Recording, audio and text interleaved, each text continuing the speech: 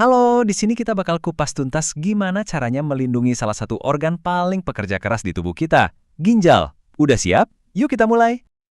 Wow, luar biasa banget kan? Coba deh bayangin, organ yang gedenya cuma sekepalan tangan kita ini kerja non-stop nyaring 200 liter darah.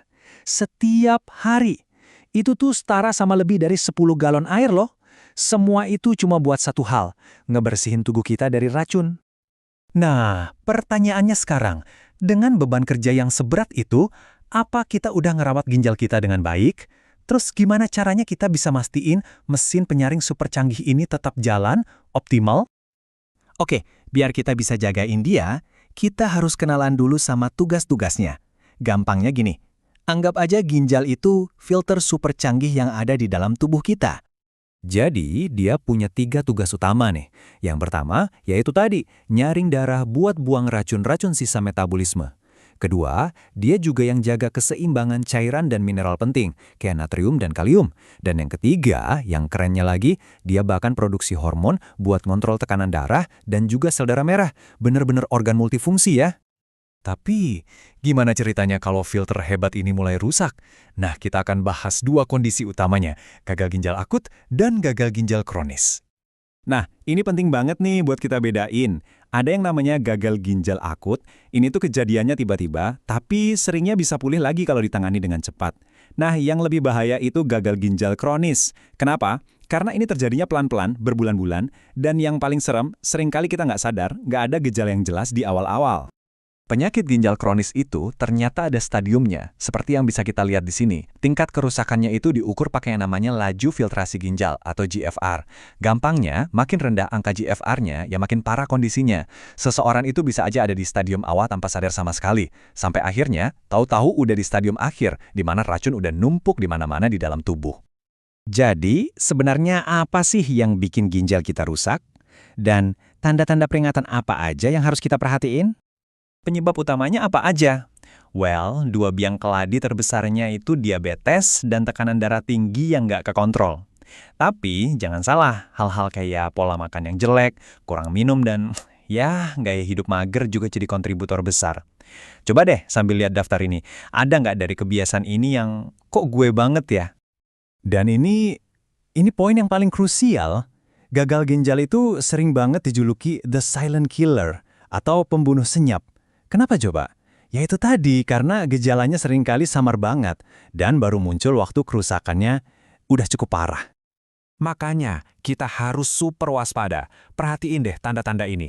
Kaki bengkak, gampang banget capek dan kelihatan pucat. Frekuensi buang air kecil berubah, warnanya juga. Napas jadi sesak, nafsu makan turun, atau kulit yang tiba-tiba gatal. Tolong jangan pernah abaikan sinyal-sinyal ini dari tubuh kita ya. Oke, kita udah tahu masalahnya. Sekarang kita fokus ke solusinya.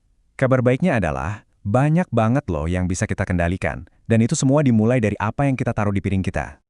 Nih, angka pertama yang wajib diingat, 5 gram. Cuma 5 gram, itulah batas maksimal asupan garam kita setiap hari. Gampangnya, itu setara sama 1 sendok teh aja, nggak boleh lebih. Eits, ini bukan berarti makanan jadi hambar loh.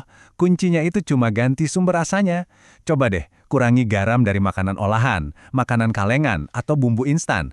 Gantinya, perbanyak pakai bumbu alami yang seger-seger, kayak bawang, jahe, kunyit, dan rempah-rempah lainnya. Rasanya bisa jauh lebih kaya. Selanjutnya, kalium. Mineral ini emang penting, tapi kalau kadarnya kebanyakan di darah, wah, bisa bahaya buat jantung dan pastinya ngebebanin ginjal. Makanya kita harus bijak nih kalau makan makanan tinggi kalium, kayak kentang atau pisang. Sebagai gantinya, coba deh perbanyak pilihan yang lebih ramah buat ginjal. Contohnya kayak timun, apel, atau nanas. Hal yang sama juga berlaku buat fosfor. Kalau mineral ini numpuk, bisa bikin tulang kita lemah dan bahaya juga buat pembuluh darah. Jadi, yuk kita batasi konsumsi produk susu, kacang-kacangan, atau coklat. Terus pilihannya apa? Kita bisa pilih sumber protein yang lebih aman, kayak nasi putih, daging ayam tanpa kulit, atau putih telur. Diet emang penting banget, tapi itu baru satu potongan puzzle aja. Gambaran besarnya adalah gaya hidup sehat secara keseluruhan. Percaya deh, itu adalah obat terbaik dan termurah yang bisa kita punya. Nah, ini dia 5 pilar utamanya. Pertama, minum air yang cukup ya. Kedua, harus aktif bergerak, minimal 150 menit lah seminggu. Ketiga, jaga berat badan ideal. Keempat, yang ini wajib, stop rokok dan minum alkohol. Dan kelima, ini yang sering banget kelewat, rutin cek fungsi ginjal. Apalagi kalau Anda punya faktor risiko kayak diabetes atau hipertensi. Nah, untuk kondisi yang udah terlanjur-lanjut, ada yang namanya terapi pengganti fungsi ginjal. Ada hemodialisis, atau yang kita kenal sebagai cuci darah, ini bisa ngambil alih sebagian besar tugas penyaringan ginjal kita. Pilihan lainnya yang lebih permanen adalah transplantasi, di mana ginjal yang rusak diganti dengan ginjal sehat, dan ini bisa mengembalikan fungsi ginjal sepenuhnya. Jadi, apa nih kesimpulan dari semua ini? Kuncinya ternyata sederhana banget. Perubahan-perubahan kecil yang kita lakukan secara konsisten. Itulah investasi terbaik untuk kesehatan ginjal kita buat jangka panjang. Dan ini membawa kita ke pertanyaan terakhir buat Anda. Setelah dengerin semua ini, coba deh pikirin sejenak. Apa satu perubahan kecil yang bakal Anda mulai hari ini juga untuk menjaga filter hebat di dalam tubuh Anda?